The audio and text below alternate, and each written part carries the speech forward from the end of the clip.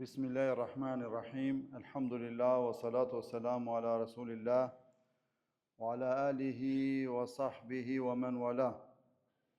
Rabbi shrah li sadri wa yassir li amri wa hlul 'uqdatan min lisani yafqahu qawli. Allahumma arina al-haqqa al-haqqa warzuqna ittiba'ah wa arina al-batila al-batila warzuqna ijtinabah.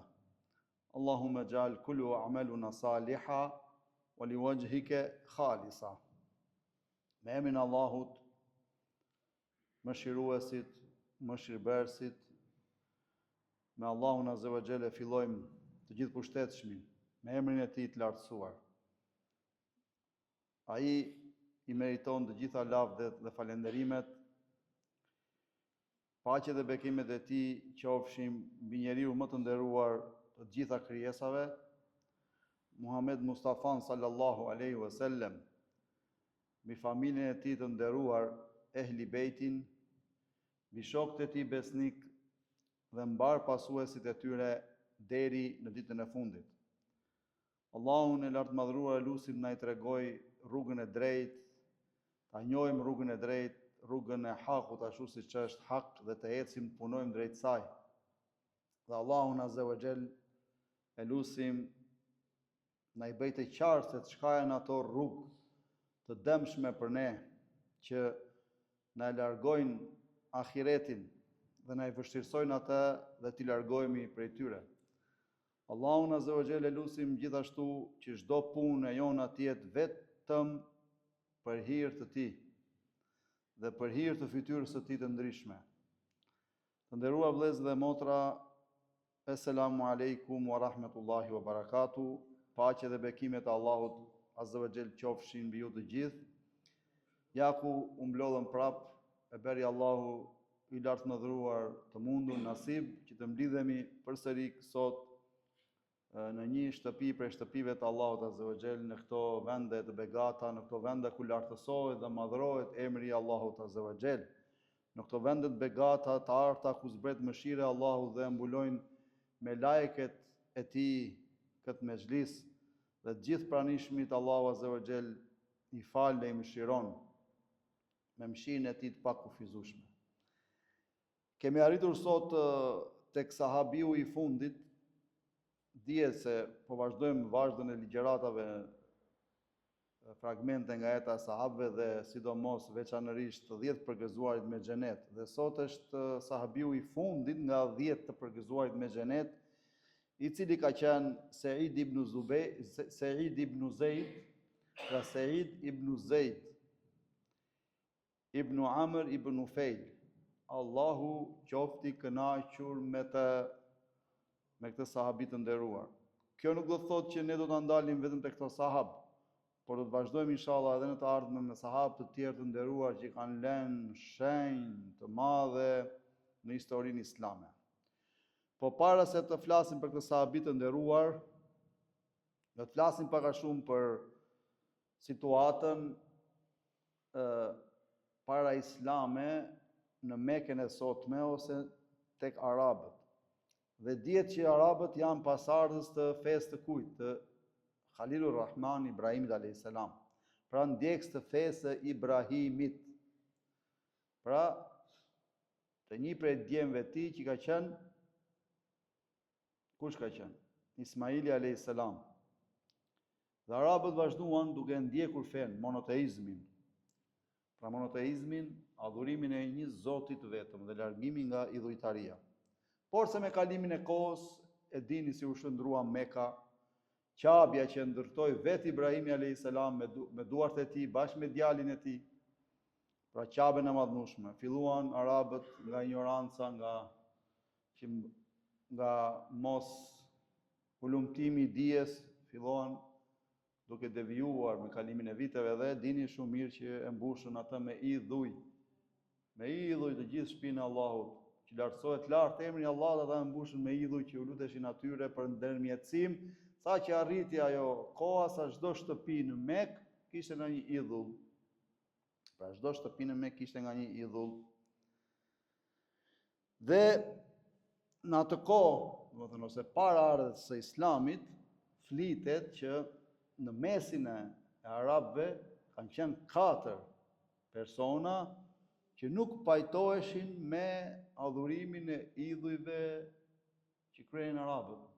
Dhe një prej tyre ishte Zeid ibn Amr ibn Nufejl, pra babai i këtij sahabiu të nderuar që ne do flasim sot. Arrinte një kohë që arabët në një kohë mblidheshin turma njerëzish, pra gjithë kurejshët, festonin një festë të tyre, domethënë për hir të putave, idhujve të tyre, dhe merrin kafshi, bënin kurban për idhuj, Zot na ruaj, i mbështillnin me gjëra të shtrenjta, i qëndisin me pëlhura të mëndafshit me ar, kafshët. Vetë vishnin rrobat më të shtrenjta, krekoseshin me pallta të gjata të shtrenjta të Yemenit. Edhe gratë vishnin rroba të shkëlqyeshme me stoli të bukura.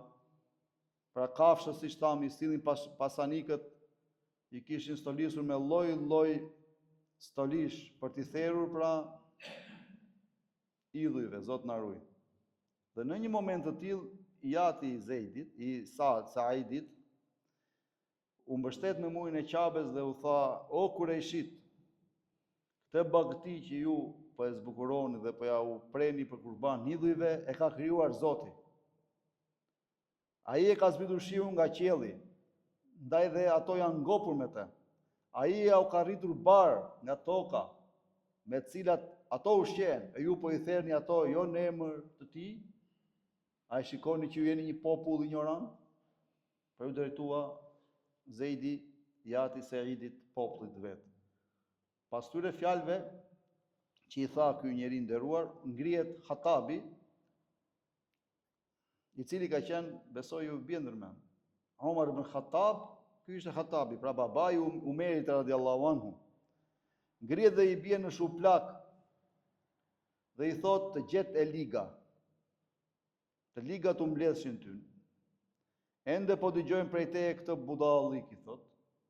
"Dhe t'je ditë ne të kemi toleruar shumë derisa na ka humbur durimi, pastaj e sulmuan ignorantët e fisit të tij, të cilët e keq trajtuan. Ata vazhdojnë ta keq trajtojnë, derisa u katandis në atë derexhe dhe mendoj të largohet nga Meka dhe të strehohet në kodrën Hira." Dërsa Hatabi me një grup kureshitësh munduan që ta gjejnë, ta pengojnë mos të hynë në Mekë. Ai hynte në Mekë vetëm fshehurazi. Më pas, siç tham në fillim të ligjëratës, që ishin 4 persona, besoj e mbani mend, që nuk pajtoheshin me budalliqet dhe idhujtarinë e kureshitëve. Më pas Zeid ibn Amr ibn Nufejl ftoi në një takim pa e ditur kureshitët 4 persona. Dhe ata ishin Warqa ibn Naufel. Besoj u bie në mendje kush ka qenë ky. Ka qenë i afërt një kujt, shumë i afërt i kujt, i bashortes së pejgamberit sallallahu alajhi wasallam. E normal i bashortes së parë Khadijës radhiyallahu anha. Ishte Warqa, të cilit kur Hatixha e mori lajmërimin për pejgamberin sallallahu alajhi wasallam për çka i kishte ndodhur pas shpalljes te shpella Hira të dërguarit të Zotit, që e kapën ethet, e kapi domethënë ankthi frika, dhe kur shkoi në shtëpi tha më mbulo Hatixhes dhe i tregoi kështu. Dhe personi i parë që lajmëroi Hatixha ishte i afërmi i saj afërt, pra Warqa ibn Naufel. Tjetër ishte Abdullah ibn Jahsh, Uthman ibn al-Harith dhe ka qenë hala e pejgamberit sallallahu alajhi wasallam, Umejete bint Abdul Muttalib. Pra hala e pejgamberit sallallahu alajhi wasallam. Këto nuk pajtoheshin me ignorancën e kureshitëve. Zeidi u tha këtyre: "Vërtet, ju për Zotin e dini fare mirë se fisi juaj s'ka asgjë me vlerë. Ai e ka shtrëmëruar fenë e Ibrahimit dhe po e kundërshton. Pra kërkoni për vete një fe të cilës i përmbajeni, nëse dëshironi të gjeni shpëtim." Pra kërkoni të vërtetën. Kërkonin rrugën e drejtë në atë kohë. Të 4 shkuan tek priftërinë e hebrejve dhe të krishterëve dhe të paria e komuniteteve të tjera, duke kërkuar tek ata fenë e vërtet islamet i Ibrahimit alayhis salatu wassalam. Warqa ibn Naufel, kushuriri i Khadijës radhiyallahu anhu, u bë krishter. Ndërsa Abdullah ibn Xhashi dhe Uthman ibn al-Harithi nuk arritën asgjë. Për sa i përket Zeidit ibn Amr ibn Naufelit, pra babait të Saidit radhiyallahu anhu, tregimi është në këtë mënyrë që do ta rrëfejmë në vijim. Zeidi vazhdon thot vetë, unë dala te judaizmi dhe krishterizmi dhe i hodha poshtë pasi nuk gjeta diçka që ma qetëson shpirtin. Unë thot zura të ulumtoj për komunitetin religios të Ibrahimit në vende të ndryshme, derisa arrita thot në Siri. Atje një prift ma përmendi një pjesë nga libri i shenjtë. Unë shkova tek ai dhe tregova hallin tim dhe ai më tha, siç po vrej, unë ti dëshiron të dish diçka nga feja e Ibrahimit, o vlla Mekas. Unë i thash po, këtë gjë kërkoj. Ai tha, ti po e kërkon një fe e cila sot nuk ekziston, po shko ktheu në vendin tënd. Se Allahu do të dërgojë nga populli yt një njeri që do të ripërthëri fenë e Ibrahimit.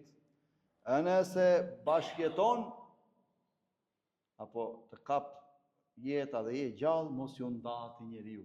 Pra këshilla ja dha prifti para ardhjes së Islamit. Zeidi u nis për të kthyer në Mekë përfundimisht, duke shpejtuar hapat e tij në kërkim të pejgamberit të premtuar. Në kohën që ai ishte rrugës, i zbriti shpallja pejgamberit ton sallallahu alaihi wasallam, që t'i thrasi njerëzit në fenë e udhëzimit dhe të vërtetës. Por se Zeidi nuk e pati risk të takonte atë, sepse ati doli në rrugë një grup arabësh e ndacakësh, hajdutësh, të cilët e vran atë përpara se të arrijë në Mekë. Ati skuqeshin syt nga dëshira e flakt për ta parë të dërguarin e Allahu sallallahu alaihi wasallam. Dhe ndërsa ishte në momentet e fundit të jetës së tij, në momentin që po i dilte shpirti, ktheu shikimin a qiellit dhe bëri këtë lutje: o Zoti im, nëse më privove mua nga kjo dhunti kaq e madhe, atëherë mos e privo birin tim Saidin radiallahu anhu. Kjo ishte duaja e fundit që bëri Zeidi. Deshi Allahu dhul xhelal që t'i përgjigje lutjes së Zeidit, dhe porsa e filloi i dërguari Allahut, porsa filloi ftesën në Islam tek njerëzit, Saidi radiallahu anhu ishte në grupin e atyre njerëzve të parë që e pranuan Islamin dhe dëshmuan misionin e pejgamberit të tij. S'është çudi, sepse Saidi u rrit në një shtëpi që urrente Islamin, pra fisi i tij, dhe i kishte çuar Kurejshët në humbje. Por ai u edukua në prerjen e babait, i cili e çoi jetën duke kërkuar të vërtetën, dhe ai vdiq i jetshëm duke rendur pas të vërtetës. Në atë kohë fenë islame nuk e pranoi vetëm Saidi, por edhe gruaja e tij, Fatime bint el-Hatabit, e cila ishte motra e Umer ibn Khattabit radiallahu anhu, dhe normale ka një histori ta dhe dy burre grua që e kemi thënë, po do ta përmendim. Djaloshi Kurejshit, pasi pranoi Islamin, përjetoi keq trajtime nga fisi i tij, veprime këto të cilat nuk ishin të denja për ta larguar nga feja e vet. Në vend që ata të largojnë nga feja, ai dhe gruaja e tij arritën të nxjerrin dhe të bëhen sebeb për të bërë musliman nga radhë dhe kureshitve një njeri me peshë të rëndë, dhe ishte me shumë peshë dhe me shumë autoritet dhe me shumë rëndësi në mesin e kureshitve dhe të arabëve. Që të dy pra ishin shkaktar që kush? Umer ibn Khattabi radiallahu anhu ta pranoi fenë islame. Dhe e dini historinë, ne kemi treguar kur mori vesh Umeri për Muhamedin alayhi salatu wassalam, që kishte shpallur haptazi misionit i fisnik, mori shpatën, i vrerosur, i mërzitur dhe unis drejt për të vrarë pejgamberin e Zotit. Kur has në rrugë me një për arabëve, i cili e pan atë gjendje Omerin dhe dinte ku ishte Omeri, i tha që ku po shkon Omer, Omeri e kishte ndarë mendjen, po shkoj atje për ta vrarë atë filanin Muhamedin, se ai po na largon njerëzit nga feja e të parëve tanë. Po na fut në sherr, vlla me vlla, motër me motër, fis me fis. Po ti, thotë ai, para se të shkosh te Muhamedi, ktheu një herë tek shtëpia e sa të motre, pa. Fatime bint el-Hatabi, pra gruaja e Saidit, ktheu atje një herë, e cila ka përqafuar atë gjën e re që thot Muhamedi, Omer, pastaj shkoi te Muhamedi, aty Omeri kaloi dhe u nis pra tek shtëpia e motrës, që e dini shumë mirë, e gjetet e duke lexuar Kur'an, e goditi fort sa i doli gjak, e dini historinë që pastaj tha ma jep atë çaje duke lexuar, ajo i thot nuk ta jap nëse nuk pastrohesh, e kështu me radhë u pastro Omeri, e ja zbuti Allahu zemrën se e ka dhe duaja pejgamberit sallallahu alajhi wasallam, i cili e bënte lutje gjithmonë, o Allah, ndihmoje ndriçoj Islamin me 2 nga Umarejnët. Pra ishte Omer ibn Khattabi dhe kush? Kush më thot? Ebu Xehli, pra baba i ignorancës. Se Omeri kishte emrin, po i thoshin, a kishte vënë në epitetin pejgamberit sallallahu alajhi wasallam, Ebu Xehl, baba i ignorancës, i cili ishte edhe kunati i Omerit, pra, Ebu Xehli. Dhe deshi Allahu që u udhëzoi Omeri dhe kthehemi pra tek historia jon. Said ibn Zeidi radiallahu anhu e pranoi Islamin në moshë shumë të re dhe e vuri veten e vet në shërbim të fesë islame, të energjinë djaloshore në rinin e tij. Ai e vuri në shërbim të Islamit. Sepse si tham, kur e pranoi Islamin e nuk i kishte mbushur 20 vjeç. Ai mori pjesë në të gjitha luftrat me dërguarin e Allahut sallallahu alajhi wasallam, përveç luftës së Bedrit, sepse mungoi për një arsye të vetme. Pejgamberi sallallahu alajhi wasallam ia dhain detyrë që të vrojtonte armikun, të jepte lajme pejgamberit sallallahu alajhi wasallam për eculinë e armikut.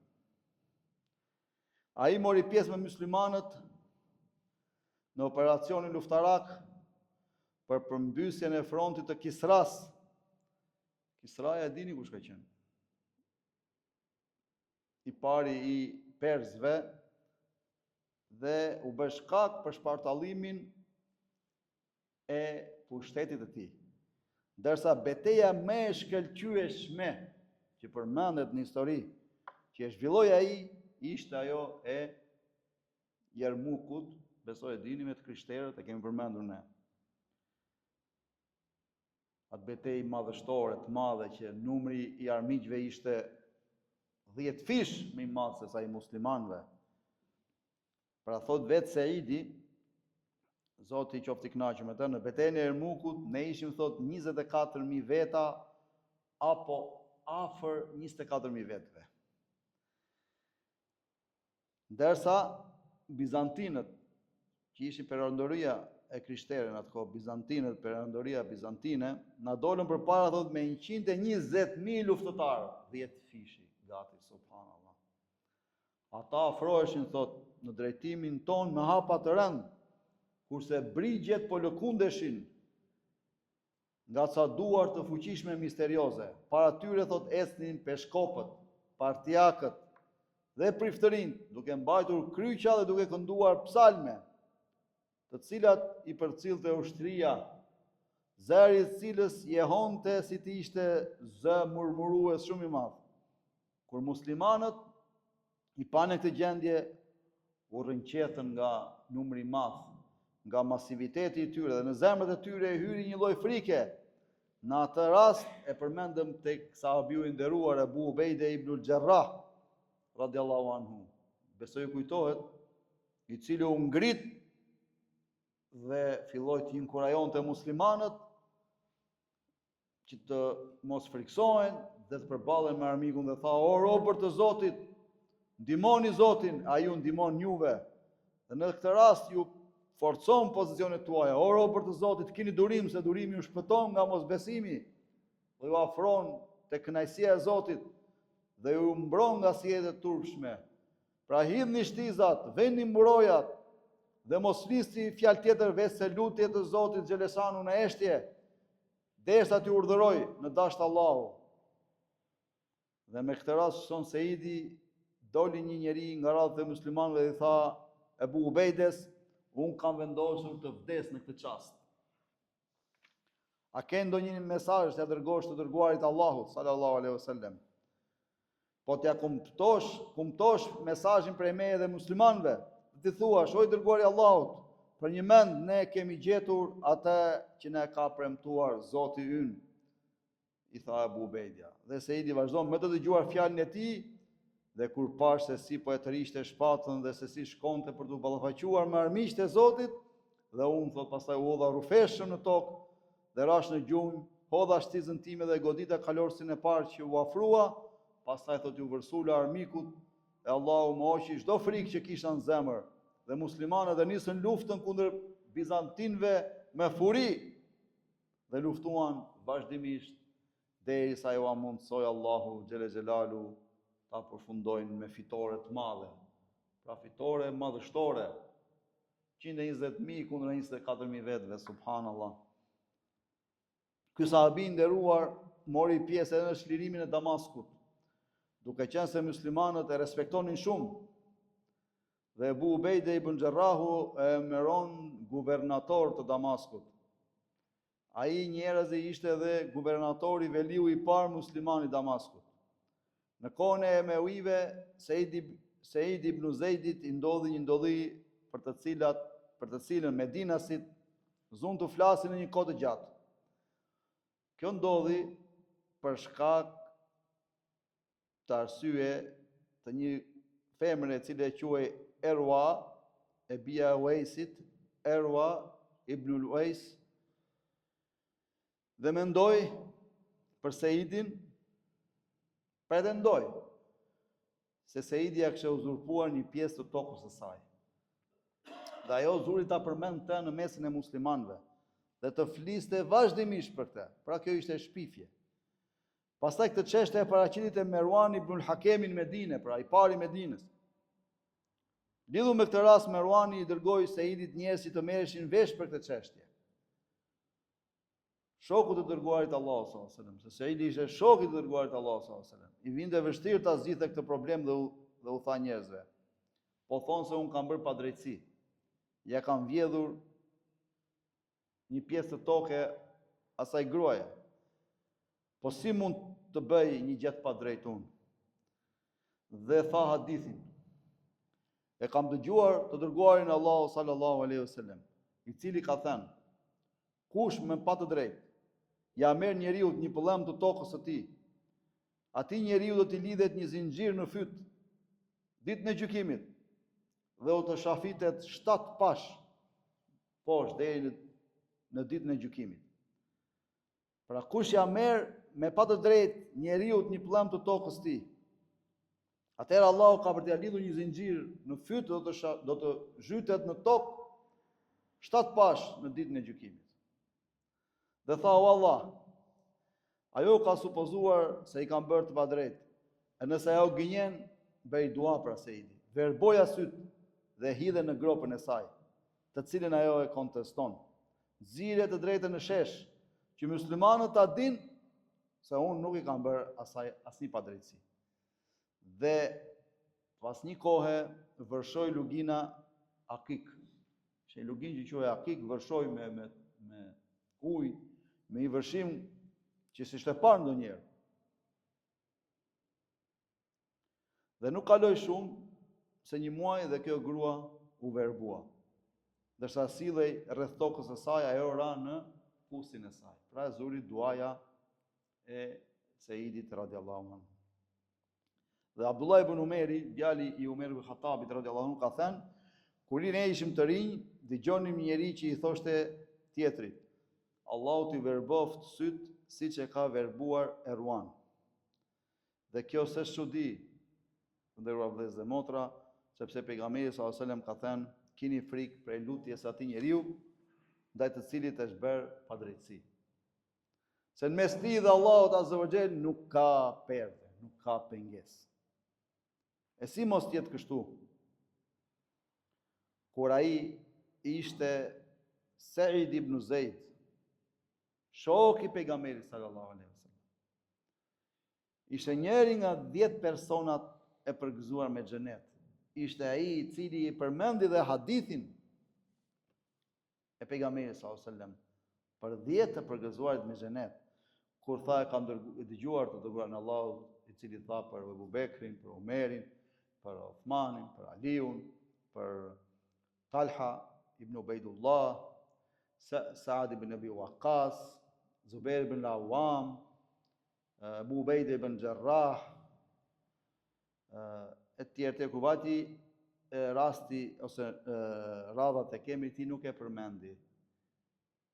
Me modesti, megjithse latë kuptonte që ai ishte dhe u përmende mbas, pra ky ishte ky sahabi nderuar, ky sahabi kaq madhështor, për të cilin babai i tij, domethënë u lodh dhe u ropat shumë gjatë gjithë jetës së tij për ta gjetur të vërtetën, por në fund fare Allahu i plotfuqishëm ja pranoi lutjen atij që djali i tij Saidi ta përqafonte Islamin dhe ta vinte jetën e tij në shërbim të Islamit dhe në shërbim të dërguarit Allahu sallallahu alaihi wasallam dhe mos i ndajë pejgamberit Zotit, ashtu ndodhi. Prandaj Allahu na bashkoft me këta në xhenetet e tij të larta. Kaq ishte ligjërata për sot, se s'dua që ta zgjas shumë. Allahun e lut që ne na ngjalli me këta të bekuar ditën e gjykimit. Allahun azza wa jalla lut na bëj të devotshëm, na bëj të dashur me njëri tjetrin, na bëj për atyre të cilët jemi të drejtë dhe mos i bëjmë padrejtësi njëri tjetrit. Allahun e lartë madhëruar lut që fjala jone e fundit, në momentet tona të fundit, jetë vetë jetës tonë, të jetë vetëm la ilaha illallah Muhammadur Rasulullah. Allahun e lut ti mëshiroj të gjallët tanë, të vdekurit tanë. Wa sallallahu ala sayidina Muhammad sallallahu alaihi wasallam wa ala alihi wa sahbihi atharu tabi'in al-akhyar ya wahid ya qahhar faghfir lana ajma'in wa akhiru dawana anil hamdulillahi rabbil alamin. Amin. Lutja e fundit është të gjitha falënderimet qofshin për Allahun Azza wa Jall, Allahun e gjithë përshtetshëm. Dhe Allah ju shpërbleft gjithëve për vëmendjen. Inshallah do vazhdojmë në vazhdim prap me fragmentin e jetës e sahabëve, ku në ndalesën e radhës që do të mbajmë bashkë, do të flasim për një sahabi të nderuar, për një histori madhështore, i cili ka qenë Abdullah ibn Hudhafe.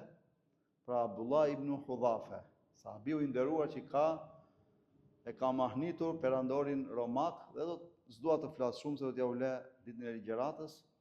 Kështu që në fund të javës kemi mysafir ke xhamia jon, do t'ju lajmërojmë në ditën në vijim për ligjëratën e radhës. Pra këtë të diel nuk do kemi cikël nga fragmente nga jeta e sahabëve, sepse kemi mysafir, të cilët do të flasin për rëndësinë dhe respektin ndaj xhamisë.